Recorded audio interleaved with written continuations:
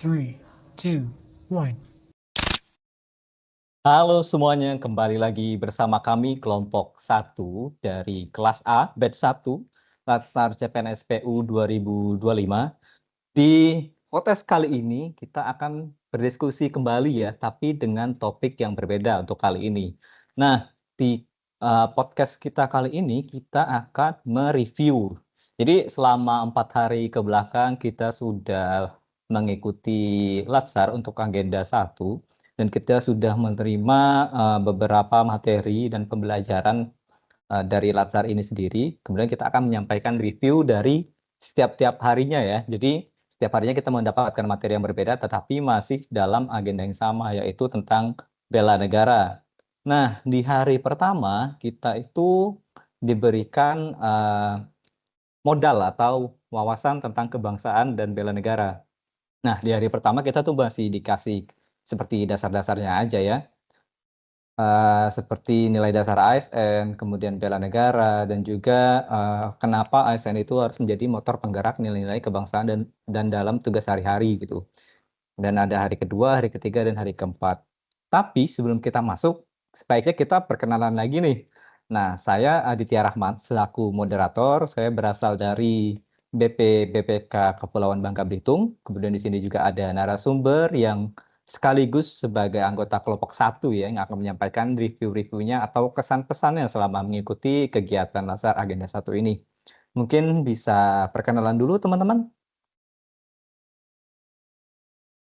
Halo, saya Ahmad Nurul Pratama dari BP2DK Sumatera Selatan. Halo, Kodinda Putri Anggraini dari BPJN Lampung. Halo, saya Adi Pratama, BPBPK Bengkulu. Halo, saya Aditya Surya Laksana dari BPPK Babel. Halo, saya Aditya Wisnu Nugraha dari BPJN Lampung.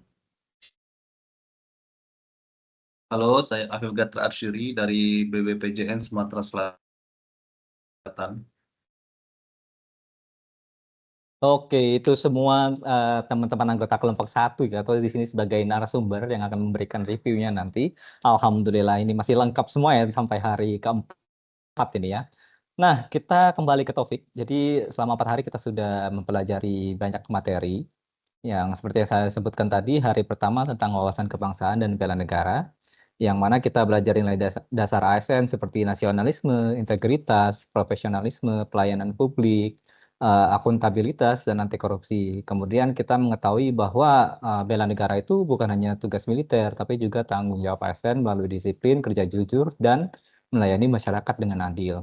Nah, dari teman-teman sendiri, gimana sih apa pembelajaran yang teman-teman dapat dari hari pertama? Gimana reviewnya atau pesan-pesan ini? Ada yang mau menyampaikan? Untuk di hari pertama kita ya, sebelumnya itu kan kita di tanggal 29 atau 30 ya, kita kan sudah dibagi per kelas ya. Kita waktu itu dapat kelas Pak Setio. Pak Setio ini kan di awal pertemuan kita menjelaskan, dia menjelaskan mengenai wawasan kebangsaan.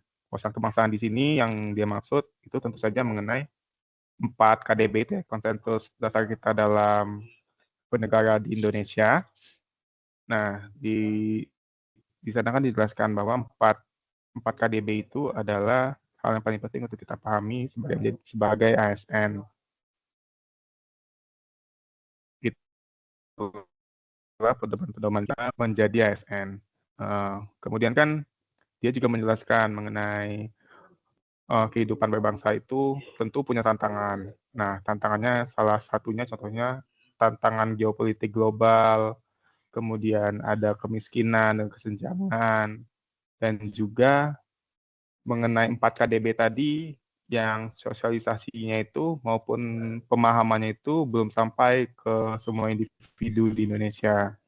Nah, tentang tantangan itu yang dia kaitkan juga dengan dia contohkan kalau tidak salah ada 4 negara besar, salah satu contohnya Uni Soviet dan kemudian Yugoslavia, Cekoslovakia, Dan ada satu lagi saya tidak ingat, itu kegagalan dalam memahami prinsip dalam berbangsa menyebabkan keempat contoh itu tadi pecah belah gitu. Jadi terpisah menjadi negara kecil yang tidak bersatu kembali. Nah, di sana kan Pak Setio menjelaskan bahwa sangat penting bagi kita untuk mempertahankan persatuan Indonesia. Kemudian dia juga sempat menanyakan, apa yang lebih penting bagi kita, persatuan Indonesia atau kemanusiaan yang adil dan beradab? Nah, di situ kan kita semua cukup bingung mana yang lebih penting. Dan kalau saya ingat sih, itu semua sama pentingnya. Kita harus bahu-membahu mencapai keadilan sosial, persatuan Indonesia dan kemanusiaan adil beradab itu sama rata dan dicapai dengan bersama-sama. Nah, kemudian juga di hari pertama itu menjelaskan mengenai PNS yang berbakti untuk nusa dan bangsa. Dalam hal ini yang dimaksud adalah bela negara ya. Bela negara di sini kan maknanya ada banyak ya. Baik siap untuk membantu pemerintah ataupun mensukseskan program-program pemerintah. Nah, kalau kita saat ini kan konteksnya sedang menjalankan pelatihan ya. Nah, kita di sini juga diminta untuk menyusun aksi-aksi apa yang ingin kita lakukan untuk bela negara. Kemarin kan kita sudah buat tugasnya, kayaknya mungkin kita sudah punya rencana masing-masing untuk itu. Mungkin itu Bang, untuk D1 yang saya ingat. Mungkin bisa ditambahkan dengan yang lain. Oke, terima kasih Bang Adi. Jadi benar ya tadi memang bela negara itu sangat penting untuk kita ya. Karena kalau tidak kita maknai atau kita lakukan nanti seperti yang disebutkan oleh Bang Adi ada 4 negara yang pecah ya. Tadi salah satunya itu United Arab Republic ya yang pecah juga gitu. Oke, ini ada satu lagi Kak Adinda silahkan. Aku mau nambahin aja sih Kak, dari penjelasan Kak Adi tadi kan udah komplit banget ya, tentang apa aja yang kita pelajari di hari pertama. Yang paling aku ingat dari pertama itu ada, kita kan lebih ke diskusi dan, kemarin itu ngangkat isu-isu yang lagi terjadi. Jadi sih dari lama juga. Contohnya yang ada, anak kecil, anak sekolah, bahkan udah SMP. Ini memang dalam kehidupan nyataku juga memang ada anak-anak udah SMA tapi nggak tahu pembagian, perkalian. Nah itu jadi, eee, masalah yang harus disoroti lagi di Indonesia sih. Masih banyak banget tentang korupsi, apalagi setiap hari ada aja masalah-masalah baru. Jadi menurut aku itu menjadi tantangan kita sebagai ASN untuk mencoba mengejar Indonesia Emas 2045. Oke, baik terima kasih Kak Ninda. Ya memang benar ya, jadi memang ada beberapa isu-isu atau masalah yang saat ini atau akhir-akhir ini terjadi dan salah satu bentuk bela negara itu ya kita mencoba untuk menyelesaikan isu-isu tersebut. Oke, mungkin itu untuk review hari pertama ya. Kemudian kita lanjut ke hari kedua nih. Hari kedua ini kita membahas tentang analisis isu kontemporer. Jadi kita sebagai ASN itu harus aware atau harus tahu dengan isu-isu yang sedang ada saat ini gitu. Ya seperti yang disebutkan Kak Adinda tadi, seperti masalah pendidikan di Indonesia di mana anak-anak SMP atau SMA itu masih kesulitan dalam calistung ya, baca tulis sama hitung gitu. Nah, itu menjadi sebuah tantangan gitu. Baik tantangan globalisasi, digitalisasi, intoleransi, dan polarisasi politik. Seperti misalnya sekarang sudah serba digital, akses apa-apa mudah gitu ya. Jadi sangat mudah sekali pihak-pihak dari luar itu memberikan ancaman kepada masyarakat Indonesia. Makanya ASN harus melek isu dan mampu menganalisis permasalahan sosial. Nah, mungkin ada yang mau menambahkan lagi nih untuk hari kedua reviewnya.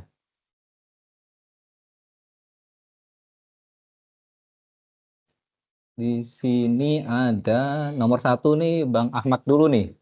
Bang Afif agak telat ya mencetnya, jadi keduluan Bang Ahmad. Silakan Bang Ahmad. Oke, makasih. Nah, jadi kalau kita ngomongin isu-isu strategis kontemporer ya, yang sudah dijelasin di hari kedua, banyak contoh isu strategis kontemporer yang disebutin kemarin, contohnya seperti narkoba, ada terorisme, radikalisme, atau konflik kepentingan, money laundering, proxy war, mass communication, korupsi, atau juga seperti COVID-19 yang terjadi kemarin ya. Isu-isu ini banyak yang terjadi, ada yang diakibatkan dari pihak-pihak eksternal maupun terjadi di internal negara kita sendiri. Kemarin juga dijelasin tuh, ada dikasih contoh tuh oleh Wahyu soal ada indeks ketahanan nasional tuh, katanya kemarin tentang ketahanan negara kita seperti ada seperti isu-isu ketahanan pangan dan segala macam tuh. Terus juga ada juga tentang isu-isu negeri luar seperti BRICS, ada disebutin aliansi negara BRICS itu dari Brasil, Rusia, India, dan China, dan termasuk beberapa negara lainnya juga. Ada juga masalah perbatasan, kemarin juga ada yang bahas tentang apa yang terjadi kalau di Thailand dibuat terusan baru di Thailand ya kemarin ya. Apa yang terjadi, akankah hal itu berpengaruh dengan negara kita. Jadi tentunya kita harus memang melek tuh dengan isu-isu strategis kontemporer yang terjadi baik di negara kita sendiri ataupun terjadi dalam skala multinasional. Kalau menurut saya sih begitu. Kalau ada yang mau nambahin. Oke, ya benar sekali yang dikatakan sama Bang Ahmad ya. Jadi memang salah satunya itu tentang batas wilayah ya. Seperti yang kita ketahui isu saat ini itu bukan isu sih, memang sudah kejadian ya. Itu antara Thailand dan Vietnam yang memperebutkan batas wilayah. Itu kan bisa saja terjadi ke Indonesia. Makanya kita memang harus mencoba membuat suatu pencegahan agar hal itu tidak terjadi di Indonesia dan negara tetangga. Oke, mungkin selanjutnya ada Bang Afif. Silakan Bang Afif. Ya, baik, terima kasih. Sebelumnya, apakah suara saya jelas, Pak Aditya? Jelas Bang Jelas ya? Afif. Ya, baik. Jadi, kalau dari saya tangkap ya Pak ya, untuk yang hari kedua, itu tuh lebih mengkerucut daripada hari pertama sih. Kalau hari pertama kan kita dipaparkan terkait secara luas tuh, tantangan global kan, dan efeknya dipaparkan, ada negara yang hancur, Arab Spring gitu kan, Cekoslovakia segala macam. Dan sekarang lebih dikerucutkan di ASEAN bahkan di Indonesia gitu. Dan salah satunya yang final dari hari kedua itu adalah membuat poster terkait ASN apa saja yang bisa dilakukan untuk bela negara, seperti itu kan. Apa saja yang bisa dilakukan oleh ASN terkait bela negara.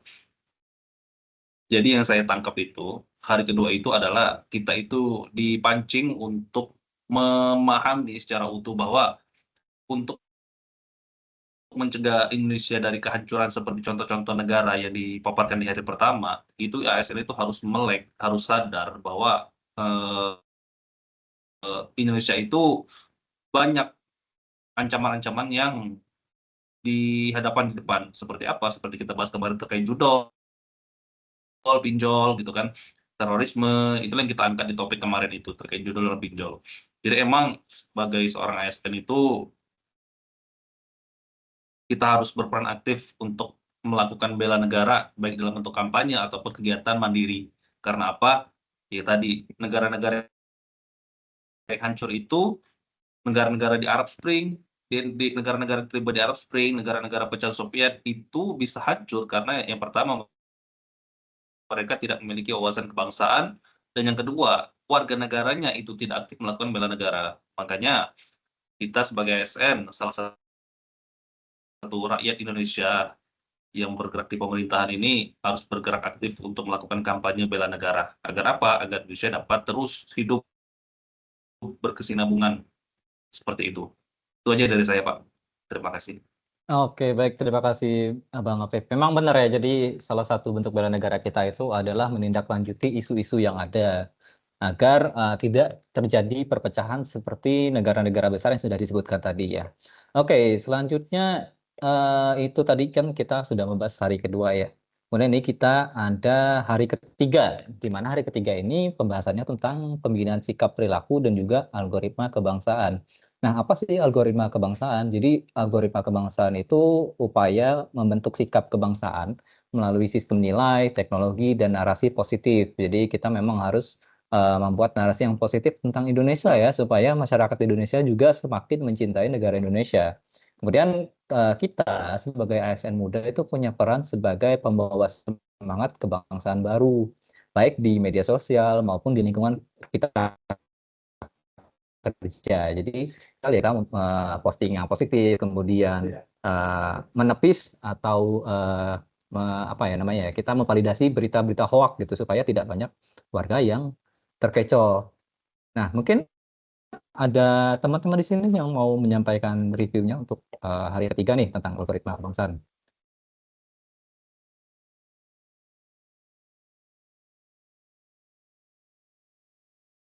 Oke, di sini ada Bang Aditya Surya Laksana, silahkan Bang.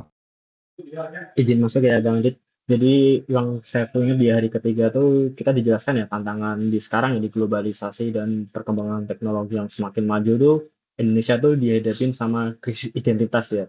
Karena saking banyaknya berita-berita konsumsi-konsumsi dari generasi muda dari internet itu yang tentunya tuh sebenarnya bisa kita manfaatkan menjadi hal-hal positif kalau memang kita bisa memanfaatkannya. Tapi sekarang ini tuh cenderung banyak berita-berita hoax tuh yang semakin lama tuh malah memancing perpecahan lah di dalam generasi, terutama di generasi muda ya. Karena memang berita-berita itu kan memang konsumtif ya. Jadi biasanya tuh berita-berita buruk tuh masih menjadi konsumsi sehari-hari lah. Nah, di balik tantangan itu tuh peran kita ya sebagai ASN ya. Itu tuh untuk membuat Indonesia menjadi lebih baik, terutama khususnya sebagai kita ASN PU. Jadi kita harus membuat PU tuh apa sih yang bisa kita lakukan untuk membuat itu jadi lebih baik, lebih kuat lah. Jadi waktu itu kita juga pernah bahas ya tentang isu-isu tentang integritas di PU, terus citra di PU yang kurang bagus lah kalau di masyarakat selama ini. Tapi kita juga sebagai ASN itu apa sih yang bisa kita lakukan untuk memperbaiki dari citra tadi, dari isu-isu tadi itu, terutama dengan memanfaatkan teknologi yang ada. Kalau dari aku sih seperti itu. Oke, baik. Terima kasih Bang Aditya Surya Laksana. Jadi memang benar ya, sekarang dengan kemajuan teknologi itu sebenarnya ada sisi positif dan negatifnya juga ya. Sisi positifnya ya kita bisa semakin mudah lah menyebarkan berita-berita positif atau hal-hal positif terkait ASN, Indonesia, negara kita, masyarakatnya gitu kan. Tapi juga ada sisi negatif yang harus kita buat rencana pencegahan seperti maraknya AI sekarang sudah semakin maju ya, jadi bisa bikin hoax gitu. Jadi apalagi untuk generasi yang kurang melek teknologi itu bisa terkecoh dengan AI. Oke, selanjutnya ini ada Bang Aditya Wisnu Nugraha, silahkan Bang. Iya Bang, izin Bang, untuk hari ketiga itu yang saya ingat itu pembahasan tentang algoritma kebangsaan Bang ya, di mana kita sebagai CPNS bisa ikut mengimplementasikan dengan caranya salah satunya menyebarkan konten positif tentang Indonesia, mempromosikan kegiatan sosial yang berlandaskan nilai-nilai Pancasila, bisa juga dengan mengajak masyarakat untuk berpartisipasi aktif dalam menjaga keutuhan NKRI. Nah, untuk hari ketiga juga kita juga ditekankan dengan 4 KDB, yaitu ada Pancasila, UUD, Bhinneka Tunggal Ika, dan NKRI, di mana dasar konseptualnya Pancasila sebagai core engine, UUD 1945 dan Bhinneka sebagai protokolnya. Itu Bang, terima kasih Bang. Oke, ya betul sekali ya yang disampaikan oleh Bang Aditya Wisnu Nugraha. Jadi memang kita dalam bernegara itu punya 4 konsensus dasar bernegara, yaitu Pancasila, UUD 1945, Bhinneka Tunggal Ika. Nah, itu sangat penting sekali untuk kita pelajari dan maknai ya, dan kita tanamkan nilai-nilainya dalam kehidupan sehari-hari agar kita bisa menjadi warga negara yang baik gitu, dan juga bisa bermasyarakat dengan baik gitu. Nah, itu tadi untuk review di hari ketiga. Kemudian ini ada hari keempat nih, hari terakhir untuk agenda pertama. Di hari keempat ini kita membahas tentang teknis analisis isu. Jadi memang di awal kita diberi materi tentang bela negara ya, diberi pembekalan gitu. Kemudian diminta untuk aware tentang isu kontemporer. Lalu pembinaan sikap perilaku atau algoritma kebangsaan tadi, dan akhirnya itu kita diminta untuk bisa menganalisis isu yang muncul tadi. Makanya kita diberikan ilmu tentang static analisis isu. Nah, di hari keempat ini kita belajar tentang cara mengidentifikasi, menepis, dan juga menganalisis isu strategis. Yang mana output yang diinginkan itu kita bisa memberikan alternatif penyelesaian untuk isu-isu tersebut. Nah, dalam teknik analisis isu itu ada beberapa jenis ya. Yang pertama itu ada APKL atau aktual, problematik, kekhalayakan, kemudian layak. Yang kedua itu ada USG atau urgency, seriousness, growth. Lalu ada tools juga seperti problem tree, fishbone diagram, dan gap analysis yang bisa digunakan dalam mengidentifikasi isu-isu dan penyebabnya. Nah, kita harus punya keterampilan ini semua nih agar kita bisa menciptakan sebuah alternatif penyelesaian dari isu-isu tadi. Itu untuk hari keempat ya. Mungkin ada yang mau menambahkan untuk hari keempat?